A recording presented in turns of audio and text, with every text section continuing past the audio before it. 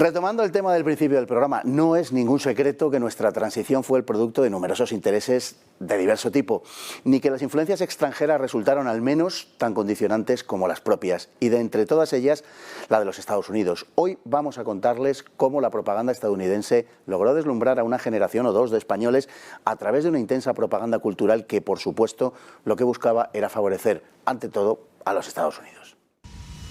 A finales de los años 40, durante la Guerra Fría, los servicios exteriores de los Estados Unidos alentaron la creación de organizaciones culturales opuestas al franquismo y contrarias, al mismo tiempo, al comunismo. El objetivo primero era el de contrarrestar la fuerte propaganda que la Unión Soviética efectuaba a través de los intelectuales, en un momento en que en Europa aquella gozaba de un cierto prestigio mucho más escaso en nuestro país.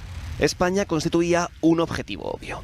Dada su situación geoestratégica, a los pocos años de terminada la Segunda Guerra Mundial, la naturaleza de su régimen político contaba menos que la firmeza de su anticomunismo.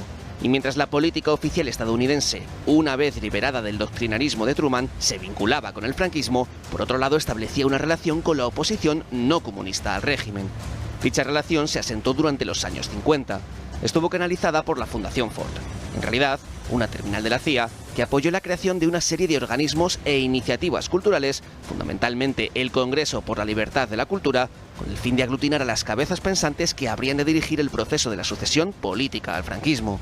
Entre ellas se encontraban nombres como los de Buero Vallejo, Pedro Laín, Dionisio Ridruejo, Julián Marías, José Luis San Pedro, Joaquín Ruiz Jiménez, José Antonio Maravay, Tierno Galván, Aranguren o Martín Zaro.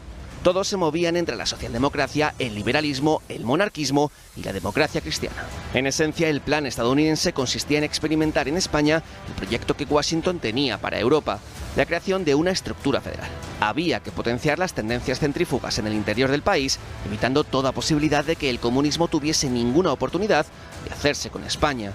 Además, como factor unificador de todos ellos, un europeísmo heredero de la idea orteguiana de que, si España es el problema, Europa es la solución. A partir de 1970 hicieron explícito su propósito político en un documento en el que Marías, Ridruejo, Bennett, Chueca, Laín y Martí Zaro se mostraban favorables a cumplimentar las exigencias de los nacionalistas y a promover el atlantismo. La influencia de este amplio grupo intelectual, promovido por la CIA, es innegable. Las ideas federalistas y europeístas han alcanzado desde entonces una amplia aceptación en España, hasta el punto de constituir la base del acuerdo político esencial del posfranquismo. Algo que no se entendería si no hubiera sido por la eficaz labor de aquel Comité Español del Congreso por la Libertad de Cultura. Tenemos con nosotros nada menos que a don Iván Vélez, autor de este libro, autor de una larguísima serie de títulos, pero el que hoy nos hace al caso es Nuestro hombre en la CIA, que trata justamente de este tema del que estamos hablando. Don Iván, muy bienvenido, muy buenas noches. Muchas gracias por la invitación.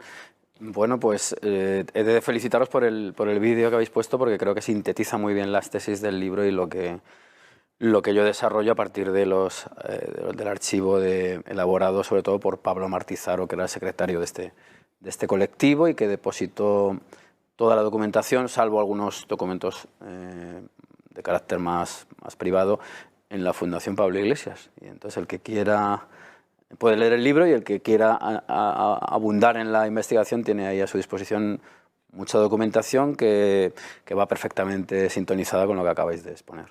Bueno, además el Partido Socialista, a través del propio Martí Zaro, será el heredero de todas estas corrientes, un poco el heredero natural, el unificador, porque dentro del PSOE pues había un poco de todo. Claro, es que este conjunto de personas llegan algunos a la política real, el caso de Tierno Galván, por ejemplo, al cual salva de la ruina el propio Partido Socialista, que venía alimentado por dinero alemán, vía americana, por supuesto.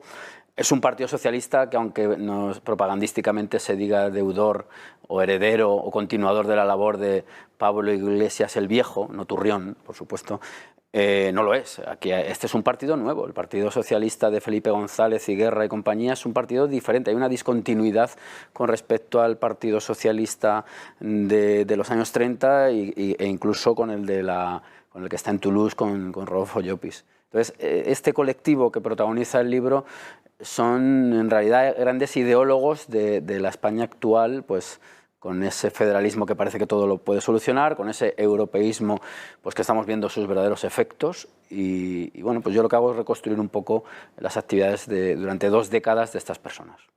Bueno, ese Partido Socialista es un tema interesantísimo, que efectivamente cuando se presenta la muerte de Franco con esas siglas se contrapone al Partido Socialista Obrero Español histórico, que estaba con una H inscrita en un paréntesis, ¿no? Para distinguir. Ese era el Partido Socialista Obrero Español, heredero, efectivamente. Hay varias familias, pero la que triunfa en esa pugna es la del clan de la tortilla. El clan de la tortilla, sí señor, sí señor.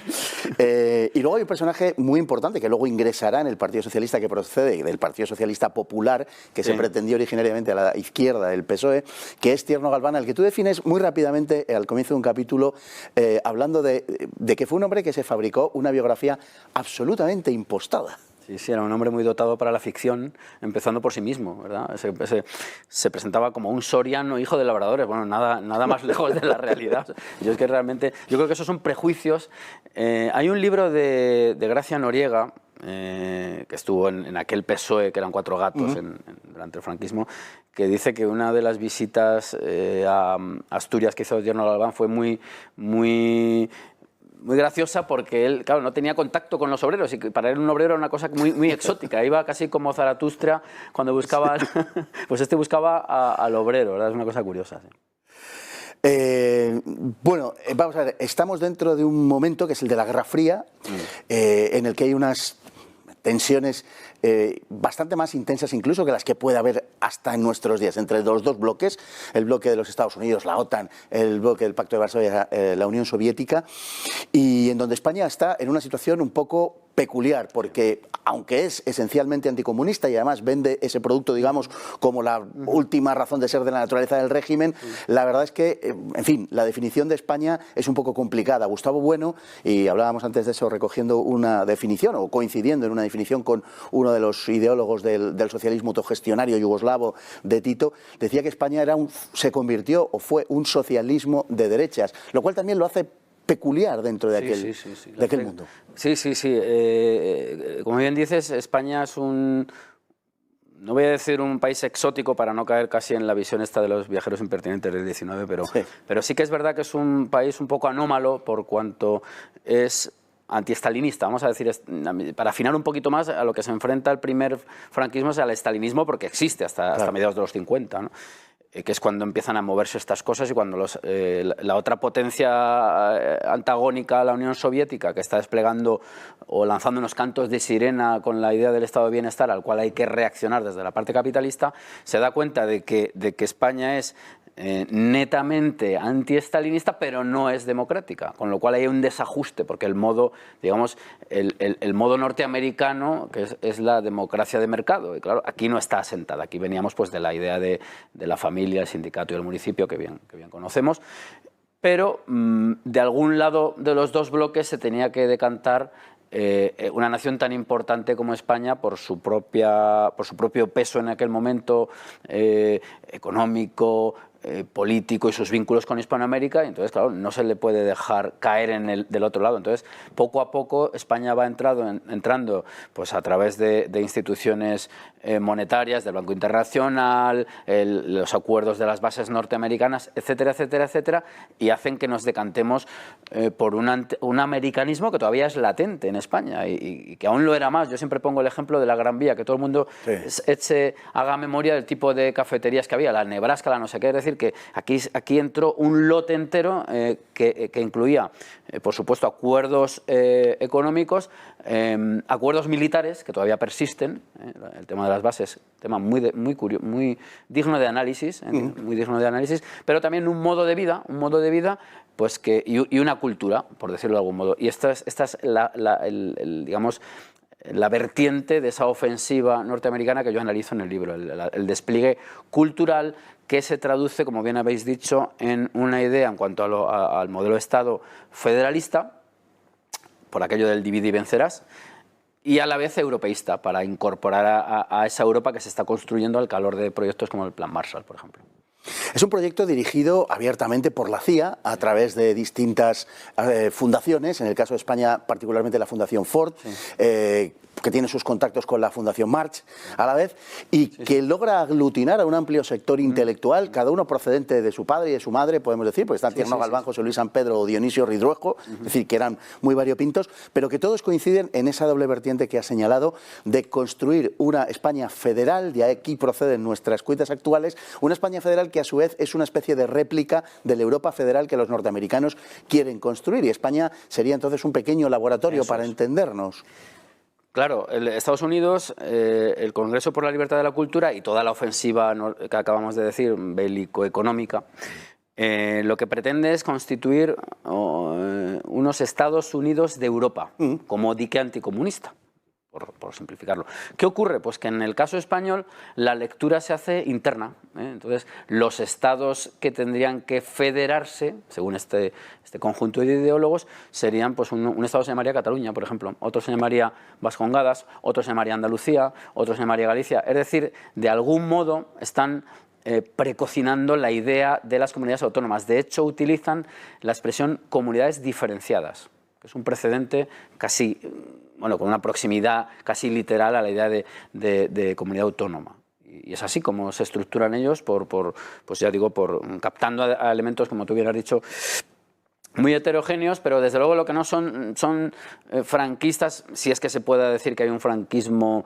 digamos, homologado. Estos son una serie de personas que han encontrado cierta discrepancia, mayor o menor medida. El caso de Ridruejo es bien conocido, ¿verdad? Sí, sí. Además, digamos que una gran parte de estos contactos con los Estados Unidos, con el proyecto cultural norteamericano e ideológico, se fragua en sectores católicos. Sí. Todo. Fundamentalmente. Digamos que hay dos grandes vectores culturales, uno sería la falange que originariamente casi tiene una mayor, una mayor naturaleza o entronca casi más con lo liberal que con lo tradicionalista, mientras que los sectores católicos muchas veces se expresan a través precisamente de la España más periférica, y es donde cuaja este mensaje federalista. Tienen todos un ramalazo orteguiano, de ahí su predisposición hacia Europa, o hacia el europeísmo, y como tú bien dices, es una oposición cristiana, si queremos, católica.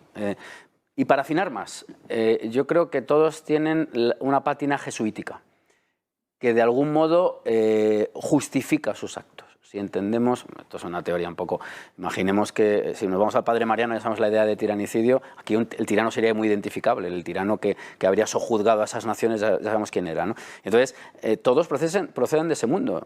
O sea, Josep Benet, por ejemplo, que es uno al que le dedico, vamos, es un católico de la Mella del Vallès y toda... Claro, todos esos contubernios de la Mella del Vallès, como yo les llamo, por hacer un guiño al contubernio en el que todos participan, porque el contubernio los únicos excluidos son los comunistas, en cuanto a una oposición a Franco. Y son todos, pues ya digo, tienen esa doble característica. No nos debe extrañar en absoluto los secesionismos, el embrión de los secesionismos españoles, pues tienen un componente de sacristía potentísimo, eso lo sabemos todos, ¿verdad? En su origen y en su desarrollo posterior, hasta hace escasas décadas. Ya hasta hace unos minutos, a lo mejor. A lo mejor. Lo que sucede también es que, irónicamente, precisamente pese a partir de esa matriz cristiana, han terminado convirtiéndose en una religión y desplazando a esa religión, porque las regiones más separatistas en España son las más secularizadas en este momento. Absolutamente de acuerdo. Efectivamente, ahí se dio un giro digno de análisis. Es un trabajo que hay que abordar, que yo lo relaciono siempre con algunas de los efectos del Concilio Vaticano II. Y si uno mira, yo ahí lo toco un poco casi de refilón, si uno mira los postulados de la conferencia episcopal, ahí ya la cuestión de las lenguas vernáculas, todo ese tipo de cosas está muy asumida, y claro, en aquel diálogo cristiano-marxista, que es lo que se estaba produciendo, yo creo que ambas partes salieron mal. Salieron mal paradas. Mal paradas, sí. Nuestro hombre es la CIA. ¿Quién es nuestro hombre en la CIA? Dionisio Ridruejo, Julián María, San Pedro. ¿Lo son todos? Hombre, lo son todos en cuanto a que pertenecen a un colectivo que en el año 66-67 supo bueno, y antes ya lo sabían, pero bueno, se hizo público, ¿no? Supo que estaban financiados por unas pantallas que eran la Fundación Ford, como tú bien has dicho, y otras fundaciones americanas, tras las cuales operaban el Servicio de Inteligencia norteamericano. Si uno se da cuenta hoy de las plataformas que se nos ofrecen, pues hombre, hay que ser muy ingenuo para pensar que viven autónomamente. Y esta gente pues no eran en absoluto ingenuas, sabían que eso estaba ahí, lo asumieron y todos fueron nuestro hombre en la CIA. Por responderte con más nitidez, hombre, nuestro hombre en la CIA, si queremos ver a un político en concreto que hubiera sido lanzado a la escena, sería Ridruejo, era el que tenía un perfil más político. Pero claro, nuestro hombre en la CIA también es pues el propio Aranguren, que estuvo en el 15M como una especie de santón de los jovencitos revolucionarios indignados. Es decir, que todos Julián Marías, por ejemplo, por su orteguianismo, fue nuestro hombre en la CIA durante un tiempo. He de decir que él rectifica, luego después se da cuenta, y hay que reconocérselo, se da cuenta que las comunidades diferenciadas pueden sonar muy bonito, pero realmente lo que buscan es la excesión. Es decir, yo creo que nuestro hombre en la CIA son todos en mayor o menor medida, y los productos son los que todos conocemos. Efectivamente, el lugar hasta el que han traído a nuestro país, Eso que es. no es... Bueno, que sería mejorable, por decirlo así, pero esa es la influencia norteamericana y es ya historia.